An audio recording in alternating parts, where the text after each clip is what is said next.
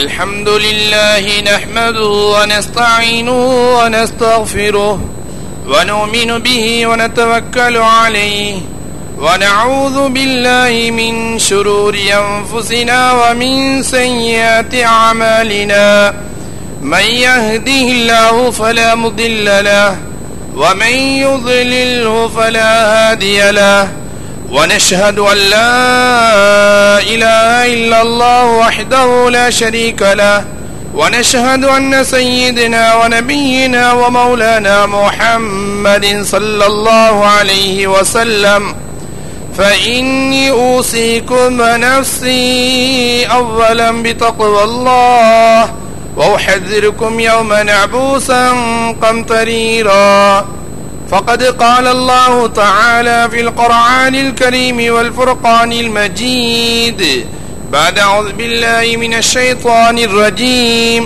بسم الله الرحمن الرحيم ومن يتق الله يجعل له مخرجا ويرزقه من حيث لا يحتسب ومن يتوكل على الله فهو حسبه إن الله بالغ أمره قد جعل الله لكل شيء قدرا صدق الله المولانا العظيم قال النبينا صلى الله عليه وسلم لا يؤمن أحدكم حتى أكون أحب إليه من والده وولده والناس أجمعين رواه البخاري ومسلم أو كما قال عليه الصلاة والسلام.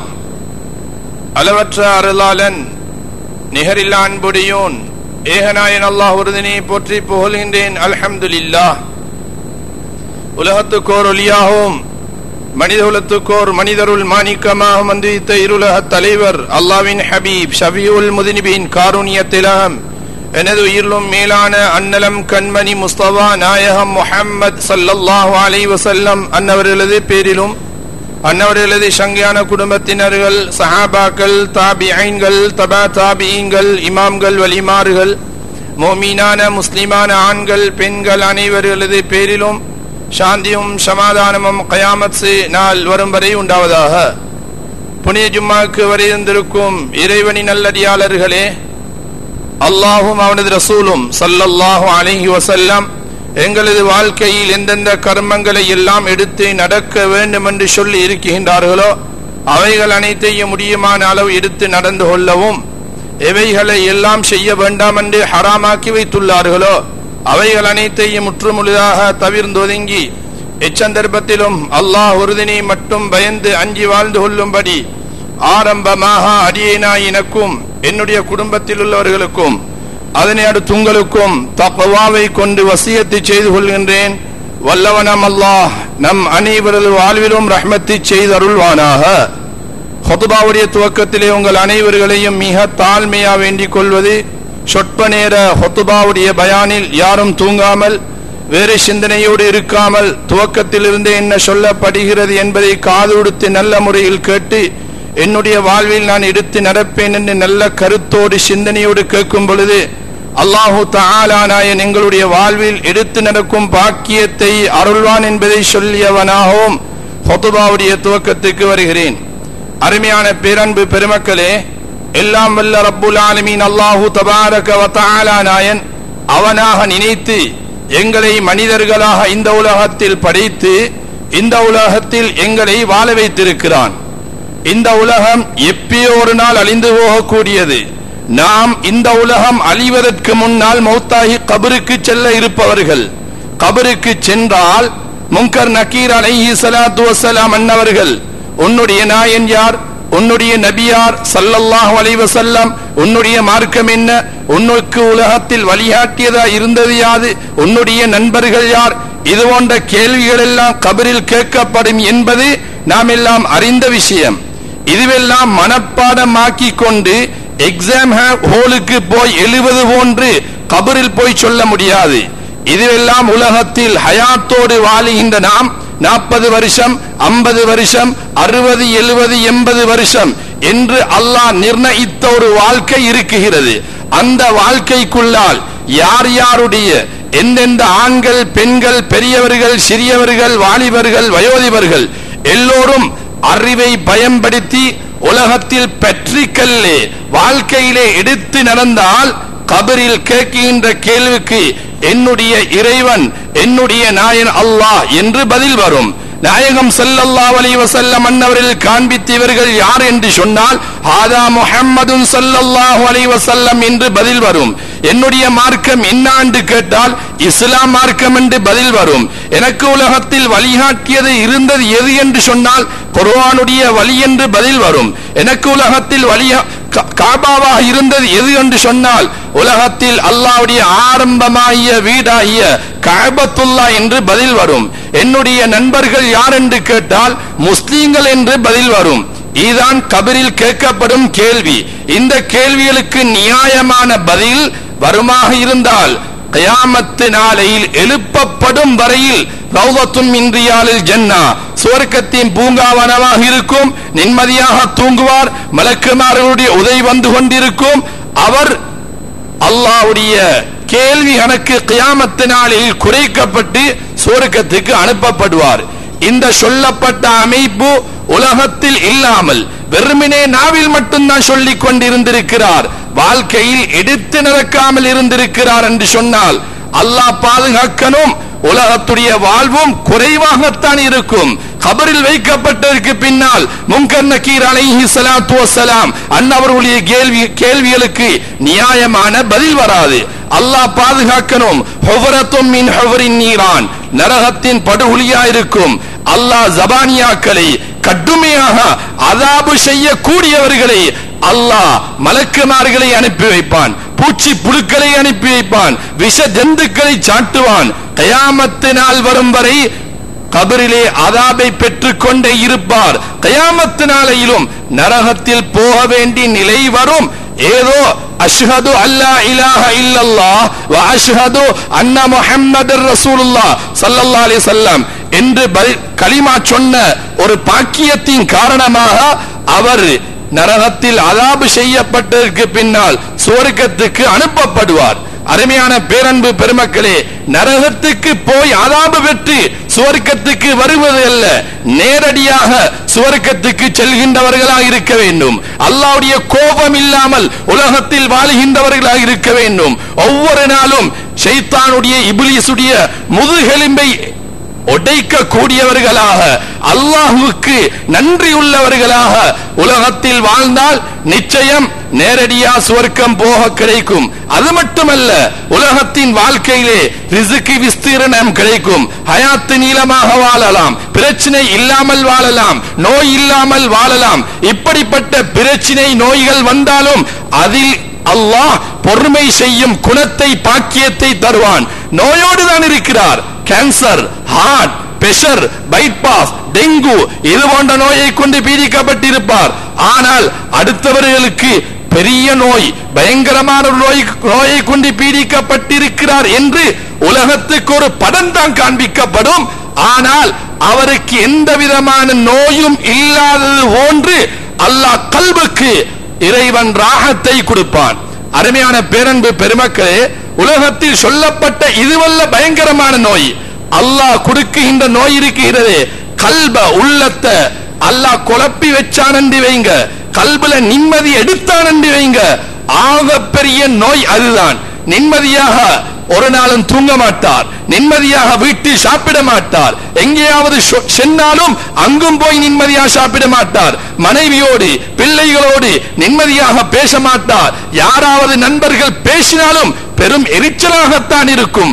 கல்புல உள்ளத்தை பிரமாண்டமான ஒரு மலை சுமப்பது போன்று கல்பு பாரமாக இருக்கும். இது போன்ற நிலை நம்மில் ஏதோ ஒரு நாள், ஒரு கிழமை, ஒரு மாதம் அப்படி இருந்திருக்கலாம்.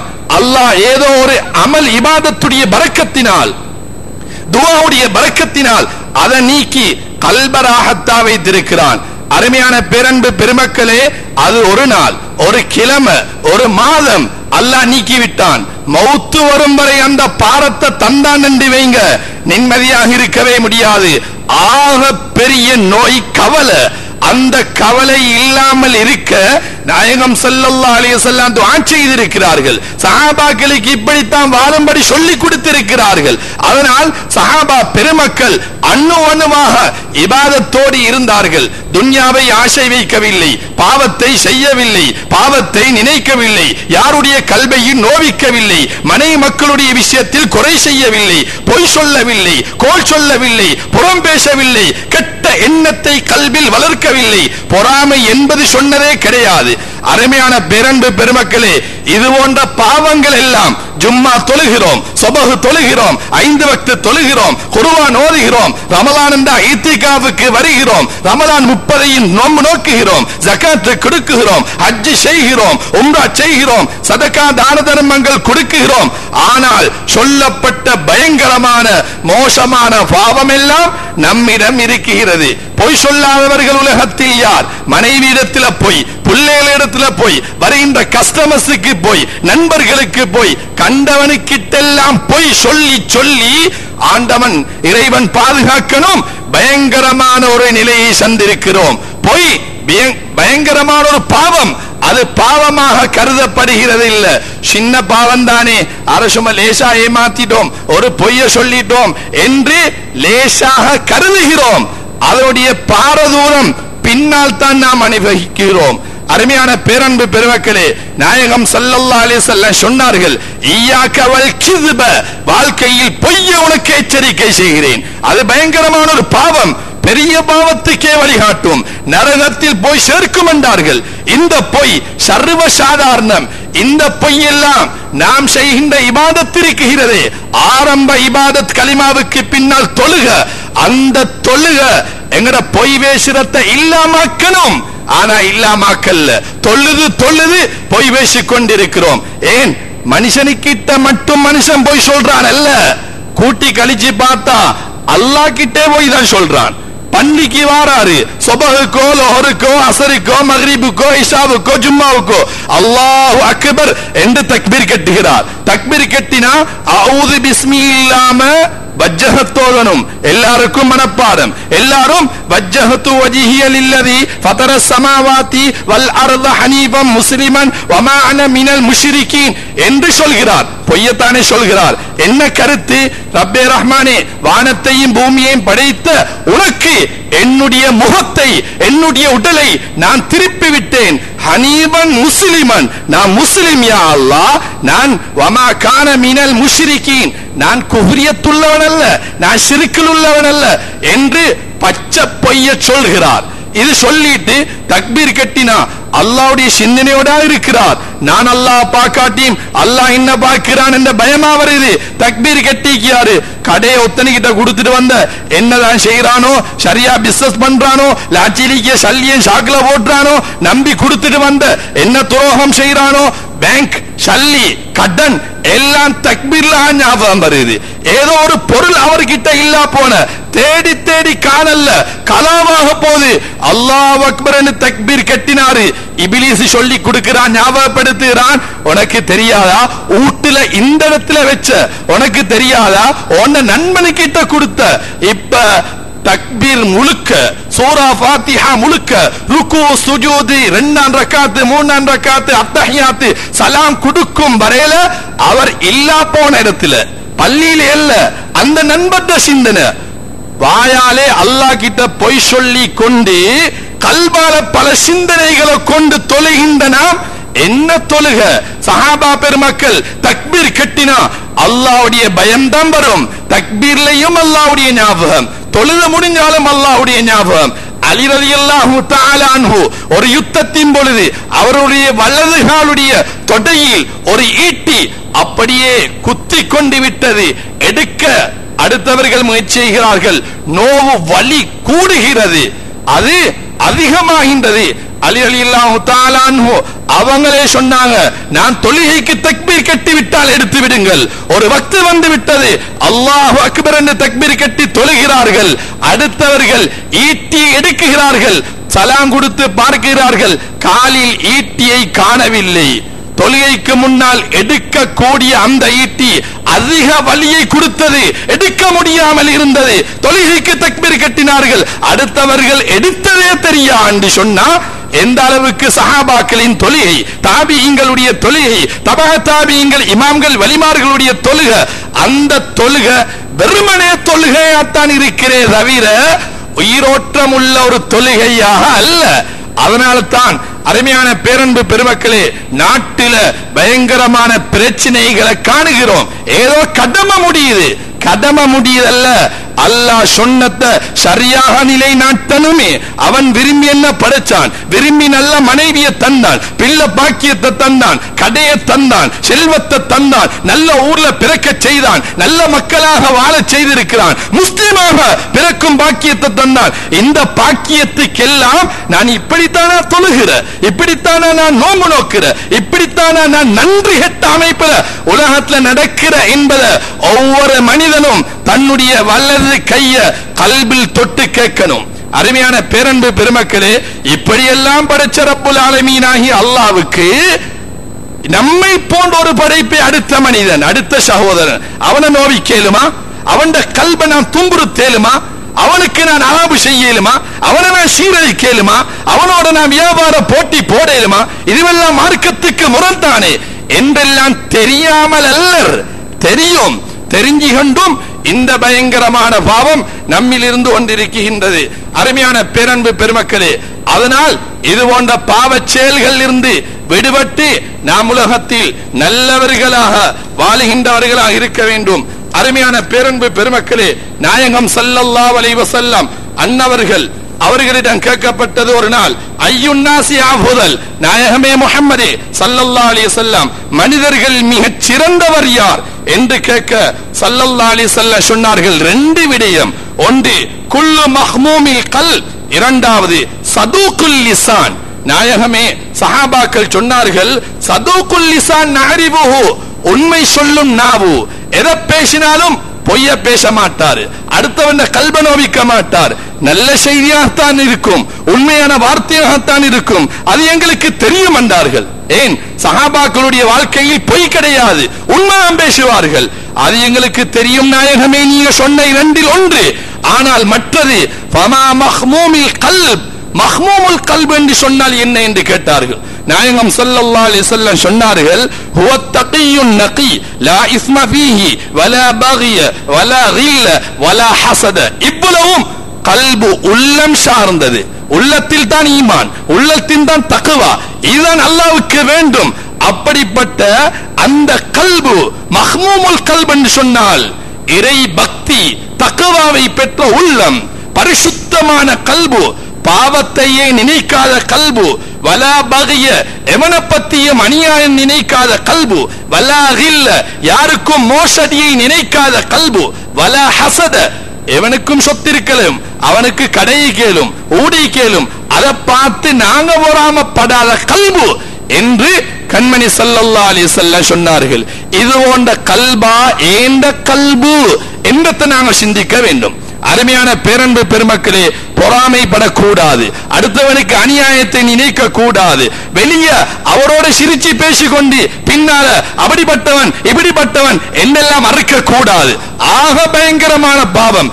இந்த பாவம் எல்லாம் எங்கட தொழுக உடனும், ஆனா உடுவதில்ல, தொழுது இந்த பாவம் எதுவரைக்கும் மலக்குல் மௌத் நம்மை சந்திக்கும் வரையில் இப்படியே தான் இருப்போம், திருந்துவதே இல்லையா, அல்லாஹ்வுடைய பயம் வருவதே இல்லையா?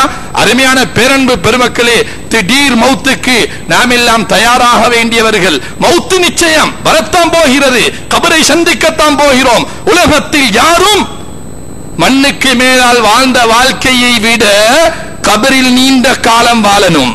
அதற்கு பின்னால் தான் மஹ்ஷர் மைதானம், அதற்கு பின்னால் தான் அல்லாஹ் சுவர்க்கமோ நரகமோ என்று முடிவு செய்ய போகிறான். அப்படிப்பட்ட முடிவில் எனது முடிவு, ஏன மனைவி, ஏன பிள்ளை, ஏன உம்மா வாப்பன முடிவு நல்ல முடிவாக இருக்கணும் என்று அல்லாஹ் குர்ஆனில் எச்சரிக்கை செய்தான். யா அய்யுஹல்லதீன ஆமனு, ஈமான் கொண்டவங்களே, விசுவாசிகளே, மூமின்களே, கூ அன்புசகும் வ அஹ்லீக்கும் நாரா, உங்களையும் உங்கள குடும்பத்தையும் நரக நெருப்பிலிருந்து பாதுகாத்துக் கொள்ளுங்கள் என்று நாயகம் ஸல்லல்லாஹு அலைஹி வஸல்லம் சொன்னார்கள். அதனால அந்த நரக நெருப்பிலிருந்து பாதுகாப்பு பெற்றவர்களா உலகத்தில் வாழணும். அருமையான பேரன்பு பெருமக்களே, நாயகம் ஸல்லல்லாஹு அலைஹி வஸல்லம் சொன்னார்கள், கயாமத் நாளில் எத்தனையோ அடையாளங்களில் ஒன்று காலங்கள் சுருங்கும் என்றார்கள். அப்படிப்பட்ட காலமாகத்தான் செல்கிறது. பாருங்க, போன வெள்ளிக்கிழமை முடிஞ்சது, 2 நாளைக்கு பிறகு அடுத்த வெள்ளிக்கிழமை வந்த மாதிரி இருக்குது. சரியா எண்ணி 7 நாளைக்கு பின்னால 8வது நாள் வெள்ளிக்கிழமை வந்திருக்குது. ஆனா 2 நாளைக்குள்ளால வெள்ளிக்கிழமை வந்த மாதிரி மின்னல் வேகத்துல நேரமும் காலமும் கடக்குது. மனிதன் இன்னும் பாவத்தை நினைச்சு கொண்டும் அவனை வெட்டி கொண்டும் அவனை சீரழிச்சு கொண்டும் அவனை வெட்டிட்டு நான் எப்படித்தான் முன்னுக்கு போகலும், எனக்கு எப்படித்தான் அந்த பிளேஸ் அடிக்கலும் என்று சிந்தனையோடு தானே உலகத்தில் வாழுகிறான் என்று சொன்னா, நம்ப போன துருப்பாக்கியல் இனியும் இந்த உலகத்தில் வாழ இருக்க மாட்டார்கள். அதனால அருமையான பேரன்பு பெருமக்களே, நல்லவர்களாக வாழ வேண்டும். அதுபோன்று எங்களுடைய ரிஸ்க் விஸ்தீரணத்தில் ஒன்று நாயகம் ஸல்லல்லாஹு அலைஹி வஸல்லம் சொன்னார்கள், நௌமு சுப்ஹத்தி யம்னஉ ரிஸ்க, சுபஹுடைய தூக்கம் இருக்குது எங்கட ரிஸ்க குறைக்கும்ன்றாங்க. ரிஸ்க் குறைஞ்சா கபருக்கு போக வேண்டிய நிலை வரும். அதனால சுபஹு தொழாம தூங்குவது மட்டுமல்ல சுபஹுடைய தூக்கம், சுபஹு தொழாம தூங்குவதும் வாழ்க்கைக்கு வறுமைதான். சுபஹு தொழுத உடனே திக்ரும் இல்ல, ஸலவாத்தும் இல்ல, துஆவும் இல்ல, சூரியன் உதயமாகிறதுக்கு முன்னால திரும்பவும் தூங்குறாரா, அதுவும் எங்கட ரிஸ்க குறைக்கும்ன்றாங்க. ஒரு நாள் ஃபாத்திமா ரலியல்லாஹு தஆலா அன்ஹா நல்ல முறையில் கேட்டுக்கொள்ள வேண்டும். கண்மணி நாயகம் ஸல்லல்லாஹு அலைஹி வஸல்லம் தாண்ட மகள அலி ரலியல்லாஹு தஆலா அன்ஹு அவர்களுக்கு திருமணம் முடிச்சு கொடுத்தாங்க. அலி ரலியல்லாஹு தஆலா அன்ஹுவோட வீட்டில ஃபாத்திமா ரலியல்லாஹு தஆலா அவங்க இருக்கிறாங்க. நாயகம் ஸல்லல்லாஹு அலைஹி வஸல்லம் என்ன மகளை திருமணம் முடிச்சு கொடுத்து 1 வாரமாகுது, 2 வாரமாகுது, இன்னும் அவ பார்க்கல, இன்று போய் பாப்பமே என்று ஒரு நாள் சுபஹ் தொழுதற்கு பின்னால சுபஹுடைய நேரத்தில் தாண்ட மகளை பார்க்க போறாங்க. மகளை நாண்டு கேட்டா, ராவெல்லாம் சுன்னத்தான இபாதத்துல இருந்ததால, நீண்ட நிதிய நேரம் வணங்கி குர்ஆன் zikr ஸலவாத்ல இருந்ததால சுபஹ் தொழுதொடனே தூங்கிட்டாங்க. எங்களே மாதிரி அல்ல, எங்கள சிலவங்கிக்காங்க ராவெல்லாம் ரோட் அளப்பாங்க. நாளைக்கு ஞாயிற்றுக்கிழமையா, இன்றைக்கு ராவைக்கு கொஞ்சம் நைட் ஒன்று அடிப்போம் என்று பொட்டியம்மாரோட கைவார் அடிப்பாங்க. சிலவங்க ட்ரிங்கும் அடிப்பாங்க, சிலவங்க சும்மா கைவாறு பேசிக்கொண்டிருப்பாங்க. தாண்ட நண்பனுக்கு நாளே கல்யாண மாப்பிள போல இவர் நைட் அடிக்கிய, இவருக்கு ஒன்னும் சோமி இல்ல. அருமையான பேரன்பு பெருமக்களே, யாருக்கோ கல்யாணம், இவர் நைட் அடிக்கிறாரு, இவர் பேசிக்கொண்டிருக்கிறாரு, சும்மா ஜோக் பண்றாரு, ராவு 12 மணி 1 மணி படுப்பாரு. மாப்பிள போற லொஹருக்கு பிறகுதானே, அவர் ஞாயிற்றுக்கிழமை தானே 10 மணி கிளம்புறாரு.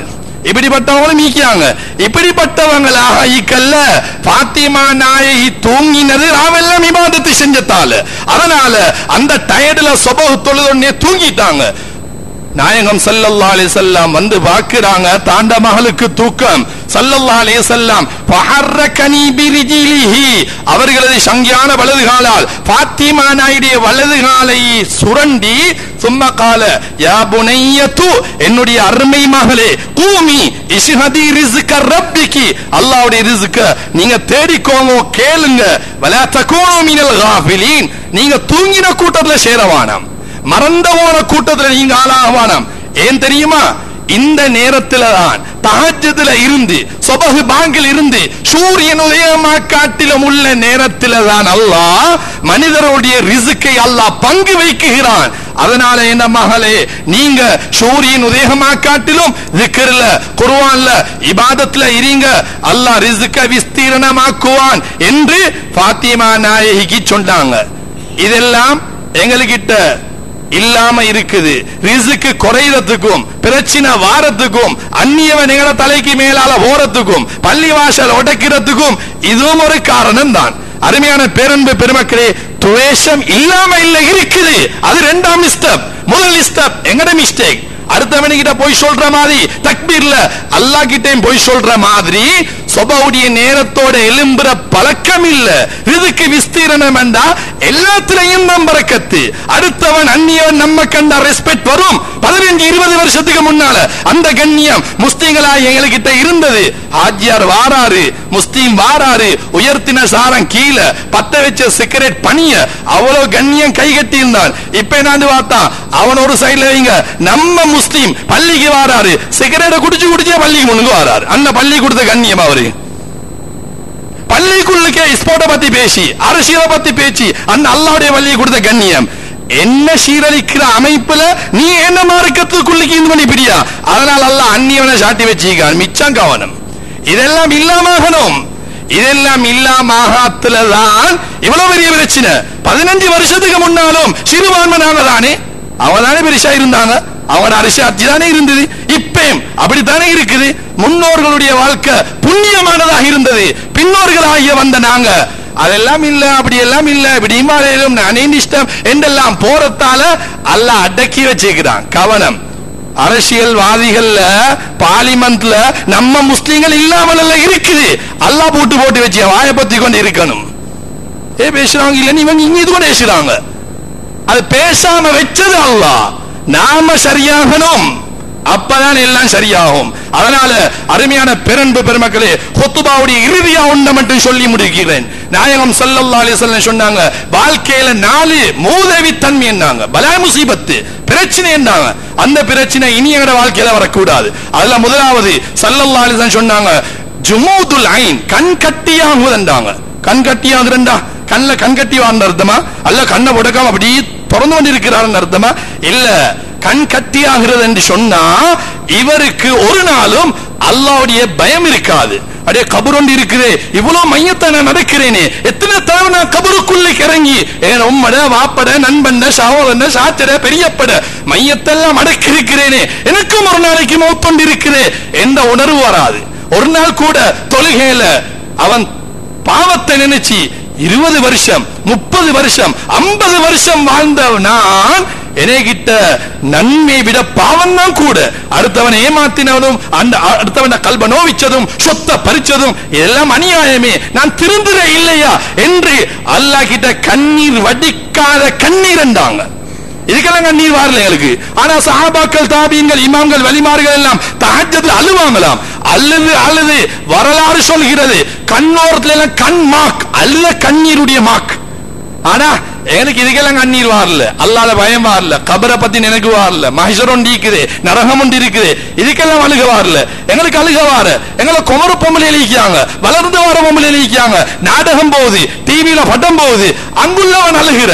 நாடகம் என்றாவே வெறுமனே நடிக்கிற, வெள்ளையிருந்து பாவா காட்டியும் எப்படி நடிக்கிற, எப்படி ஒழிக்கிற, எப்படி எடுக்கிற, எப்படி சுடுற, எப்படி அந்த ரத்த சாயத்தை வெளியெடுக்கிற என்றெல்லாம் செட்டிங். அந்த செட்டின்ல அந்த நாடகம் படம் போகுது. அதெல்லாம் பார்த்துக்கொண்டு எங்கட குமர பொம்பளை, எங்கட ஆம்பளை, எங்கட வாலிபன் அழுகிற, அதுக்கு பார்த்துக்கொண்டு அழுக. டிவி நாடகத்துல நடக்கிற கவலையான செய்தியை பத்தி, பயங்கரமான நிலையை பத்தி, கொலையை பத்தி டிவியில நாடகம், அதை பார்த்து ஒரு லேஞ்ச வடிச்சா அப்படி கண்ணீர் வடியும், அந்த அளவுக்கு அழுக. ஆனா ஒரு நாள் கூட இவ்வளவு பாவம் நடந்தீங்க, நானும் மௌத்தாகணுமே என்று அல்லாஹ்வை நினைச்சு அழுந்து இல்ல. நாயகம் ஸல்லல்லாஹு அலைஹி வஸல்லம் சொன்னாங்க, ஒரு மனிதன் தாண்ட பாவத்தை நினைச்சு வலிக்கிற ஒரு டொட்கண்டீர் அவனுக்கண்டு 10 கிரண்ட நிரப்ப அணைக்கும்ண்டாங்க. முதலாவது அலாத கண்ணீர் வாழ்க்கையில முசீபத். இனியாவது அலனும், என்ன சொத்து வைத்தே, என்ன காணிய பறிச்சினானே, லோயர் அவனுக்கு சாணை பேசினான் என்று கவலை வார ஊரெல்லாம் பேசுற அந்த கண்ணீர் இருக்குது, எல்லாம் விட்டுட்டு போற கண்ணீர். ஆனா ஆண்டவனை நினைச்சு அழல்ல.